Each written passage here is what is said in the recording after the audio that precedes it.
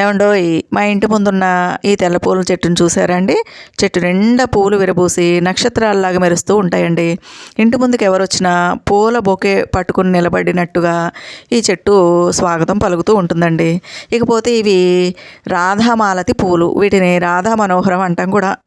అయితే సాయంత్రం అయ్యేసరికి అద్భుతమైనటువంటి సువాసనలు వెదజల్లుతూ, సెంటు వాసనలు వెదజల్లుతూ ఈ పూలు కనువిందు చేస్తూ ఉంటాయండి.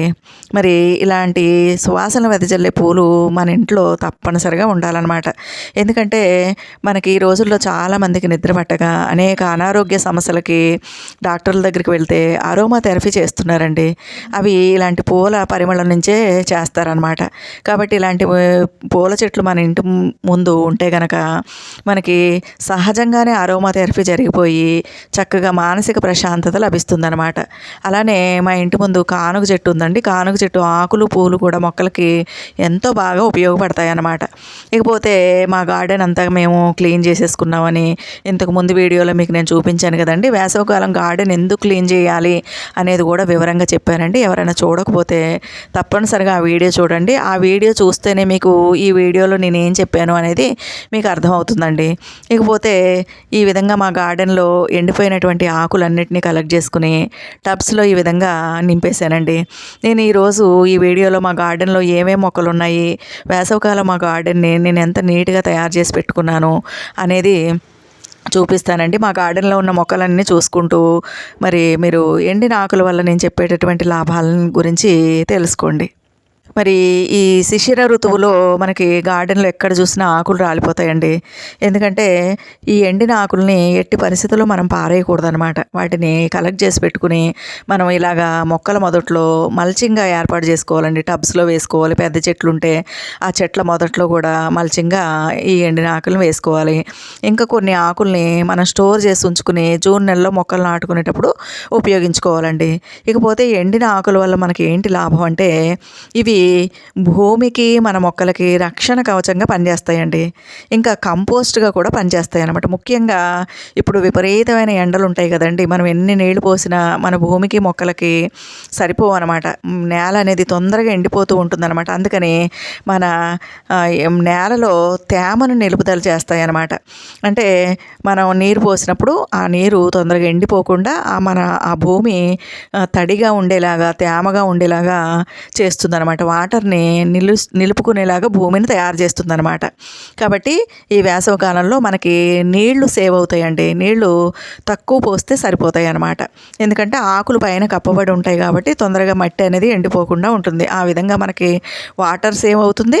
రెండోది తొందరగా నేల ఎండిపోకుండా, మొక్కలు పాడైపోకుండా, మట్టి పాడైపోకుండా కాపాడబడుతుంది. అంతేకాకుండా ఆ మొక్కల మొదట్లోనూ ఆ మొక్కల టబ్లోనూ ఉండేటటువంటి ఆ భూమిలో ఉండేటటువంటి మంచి బ్యాక్టీరియా ఏదైతే ఉందో, ఇంకా ఎర్త్వామ్స్ ఏవైతే ఉన్నాయో ఆ సూక్ష్మజీవులన్నీ కూడా కాపాడబడతాయండి. ఎండకి చనిపోకుండా అవి రక్షించబడతాయి అన్నమాట.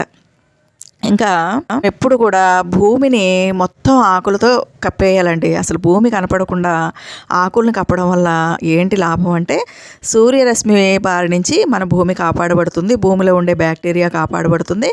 ఇంకా ముఖ్యంగా కలుపు రాకుండా మనం జాగ్రత్తలు తీసుకున్నట్టు అవుతుందన్నమాట. కలుపు రాదండి. మనకి ఎండ పడితేనే భూమికి కలుపు వస్తుంది. ఎండ పడకపోతే కనుక కలుపు రాదనమాట. ఆ విధంగా మనం కలుపుని నివారించుకోవచ్చు అనమాట. ఇంకా వేసవి కాలంలో ఈ విధంగా మనం ఎండిన ఆకులు వేయడం వల్ల ఏంటంటే వేసవి కాలంలోనేమో చల్లదనాన్ని ఇస్తాయి మొక్కలకి, శీతాకాలంలోనేమో వెచ్చదనాన్ని ఇస్తాయండి. మొక్కల వేర్లని ఎండిన ఆకులు కాపాడుతాయి అన్నమాట. ఇంకా ఈ విధంగా మల్చింగ్ చేయడం వల్ల ఏమవుతుందంటే ఒకరోజు ఎండ ఎక్కువగా ఉండి ఒకరోజు తక్కువ ఉన్నా కానీ ఆ హెచ్చు తగ్గుల బారి నుంచి భూమిని మన మొక్కల్ని ఈ ఎండిన ఆకులు కాపాడబడతాయి అన్నమాట. ఇక ఈ ఆకులకి మనం రోజు నీళ్లు మొక్కలకి నీళ్లు పోసినప్పుడు ఈ ఆకులు కూడా తడుస్తాయి కదండి. అప్పుడు ఆ కుళ్ళిపోయినటువంటి ఆకుల్లోంచి నత్రజని, భాస్వరం, పొటాషియం ఇవన్నీ కూడా విడుదలయ్యి నేలలో కలుస్తాయండి. దానివల్ల ఆ భూమి బలంగా ఆరోగ్యంగా తయారవుతుంది. ఇంకా మొక్కల పెరుగుదలకు అవసరమైనటువంటి వనరులు కూడా దానికి మనం అందించిన వాళ్ళం అవుతాం అన్నమాట. ఇంకా కుళ్ళిపోయినటువంటి ఆకులన్నీ కూడా భూమి సారవంతంగా అయ్యేలా చేస్తాయండి. ముఖ్యంగా ఆ భూమి ఎలా ఉంటుందంటే లూజ్గా ఉంటుందన్నమాట. ఎందుకంటే ఈ ఆకుల్లో ఫైబర్ ఉంటుంది కదండి, ఎండిన ఆకుల్లో. అందుకని అక్కడ భూమి గట్టి పడిపోకుండా ఉంటుందన్నమాట. అలా ఉండడం వల్ల ఏమవుతుందంటే చాలా లోపలికి ఉన్నటువంటి వేర్లకి గాలి చక్కగా, ఆక్సిజన్ చక్కగా అంది మొక్కలు బలంగా ఆరోగ్యంగా పెరుగుతాయి అన్నమాట. ఇంకా ఈ ఆకుల్ని మనం కంపోస్ట్గా ఈ విధంగా మల్చింగ్గా వాడడం వల్ల ఏంటంటే రసాయనిక ఎరువుల్ని వాడాల్సినటువంటి అవసరం మనకు ఉండదండి. కాబట్టి ఒక రకంగా మనం పురుగు మందుల వాడకాన్ని మనం తగ్గించేస్తే కనుక, రసాయనిక ఎరువులను మనం తగ్గించేసినట్లయితే మనం భూమికి ఎంతో మేలు చేసిన వాళ్ళం అవుతాము, పర్యావరణానికి మేలు చేసిన వాళ్ళం అవుతాము, మనకి మనం సహాయం చేసుకున్న వాళ్ళం అవుతాం అన్నమాట. ఇంకా ఈ ఎండిపోయినటువంటి ఆకుల కింద వానపాముల సంఖ్య ఎక్కువగా పెరుగుతుందండి. ఎర్త్వామ్స్ ఉంటాయి కదా, అవి వాటికి ఎంతో ఇష్టం అనమాట ఆకుల కింద ఉండడం అనేది. కాబట్టి వాటికి చక్కగా గాలి ప్రసరణ జరిగి చక్కగా భూమిని సారవంతం చేస్తాయి అన్నమాట అవి. వర్షాకాలం వచ్చినప్పుడు, విపరీతమైనటువంటి వర్షాలు కురిసినప్పుడు ఆ భూమి, ఆ మట్టి అంతా కూడా కొట్టుకుపోకుండా, ఇంకా టబ్స్లో ఉన్నటువంటి మట్టి కొట్టుకుపోకుండా మరి జాగ్రత్తగా నేల కోతని ఈ ఆకులు కాపాడుతాయి అన్నమాట. ఎన్ని లాభాలు ఉంటాయండి ఎండిన ఆకుల వల్ల. కాబట్టి ఎండిపోయినటువంటి ఆకుల్ని ఎట్టి పరిస్థితుల్లోనూ మనం పారేయకూడదు అనమాట. ఈ వేసవి కాలంలోనే మనకి ఎండిన ఆకులు ఈ శిశిర ఋతువులోనే మనకు దొరుకుతాయండి, వట్టప్పుడు మనకు దొరకవు అనమాట. కాబట్టి ప్రతి ఒక్కరూ కూడా ఈ ఎండిన ఆకుల్ని జాగ్రత్తగా కాపాడుకోండి. ఈ ఎండిన ఆకుల్ని మనం ఈ విధంగా మల్చింగ్గా చేసుకోవచ్చు. మీరు చూస్తున్నారు కదండి, ఇవన్నీ పెద్ద చెట్లు అనమాట.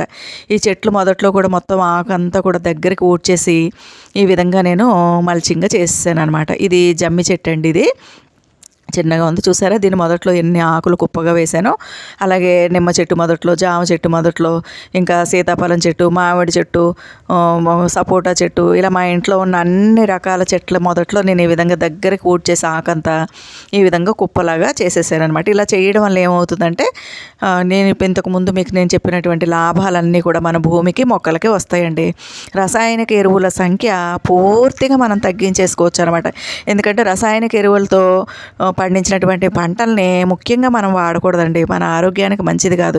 కాబట్టి మనం మాట ఎలాగున్నా ముందు తరాలకి మంచి భవిష్యత్తుని ఇవ్వడానికి, మంచి ఆహారాన్ని, ఆరోగ్యాన్ని ఇవ్వడానికి తప్పకుండా మనం ఈ సులువైన పద్ధతుల్ని మనం పాటించుకోవాలన్నమాట.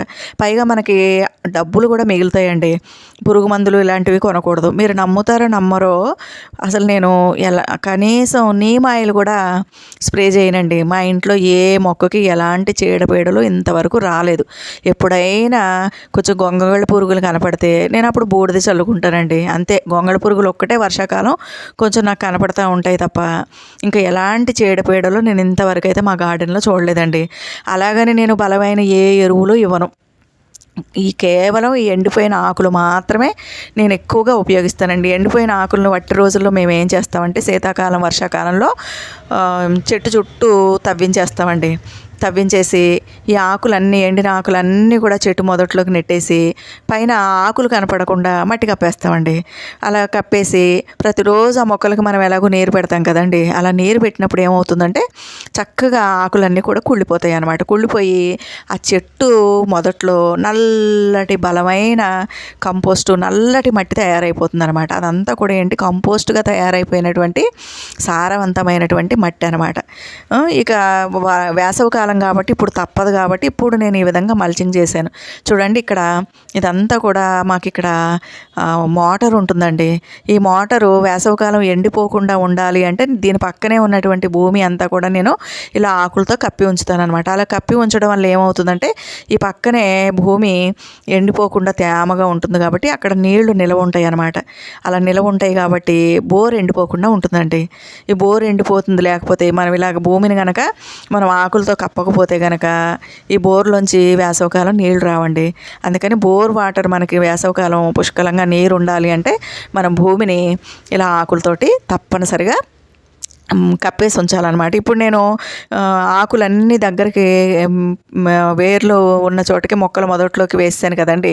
ఇక మీదట రాలిన ఆకులన్నీ ఏం చేస్తానంటే గార్డెన్ అంతా కప్పేస్తానండి. ఆ మట్టి కనపడకుండా మొత్తం అంతా కూడా వేసేస్తానమాట. అలా వేసేసి ఉంచేస్తాం. అలా ఉంచేస్తే ఏమవుతుందంటే రోజు మొక్కలకి నీరు పెట్టినప్పుడు మనం ఎలాగో అది తడుపుతామండి. తడిపిన తర్వాత ఏమవుతుందంటే మనకు వర్షాకాలం స్టార్ట్ అవుతుంది. ఇప్పుడు నేను ఈ గార్డెన్ ఇలా నీట్గా తయారు చేసి పెట్టుకున్నాను కదా, మీరు దీనికి ముందు అప్లోడ్ చేసిన మొక్కలకి ఏసీ చేయించాను అన్న వీడియో కంపల్సరీ చూడాలండి. అది చూస్తేనే మీకు ఈ వీడియోలో నేను చెప్పే విషయాలు మీకు అర్థమవుతాయి అన్నమాట. కాబట్టి తప్పనిసరిగా ఆ వీడియో చూడండి. అది చూసిన తర్వాత మళ్ళీ ఈ వీడియో ఒకసారి చూస్తే మీకు చక్కగా అర్థమవుతుందన్నమాట. ఇప్పుడు నేను ఈ విధంగా నీట్గా తయారు చేసి పెట్టుకున్నా కదండి. ఇప్పుడు ఇందులో ఏ మొక్కని కూడా ఏ టబ్బుని కూడా ఇంక నేను జూన్ నెల వరకు ముట్టుకోనండి. జూన్ నెలలోనే మళ్ళీ మట్టిని సారవంతంగా చేసుకుని అప్పుడే నేను మొక్కలు నాటుకుంటానమాట. ఇవన్నీ కూడా మా బోన్సాయి మొక్కలు అనమాట.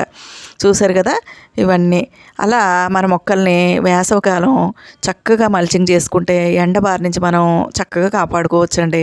చూడండి ఎంత చిన్న కుండీ అయినా సరే చక్కగా మల్చింగ్ చేసుకోవచ్చు. ఎండిన ఆకులు ఒకవేళ మీకు లేకపోతే ఎండిన గడ్డి ఉంటుంది కదండి, ఆ గడ్డిని కట్ చేసేసుకుని వేసుకోవచ్చు. లేదంటే కొబ్బరి పీచు ఉంటుంది కదండి, మనం కొబ్బరికాయలు కొడతాం కదా దేవుడికి, ఆ కొబ్బరి పీచు కూడా మొక్కల్లో వేసుకోవచ్చు. లేదు ఇంక ఇవేమీ లేదు తప్పదు అనుకుంటే స్పాంజి ముక్కలు కూడా వేసుకోవచ్చండి.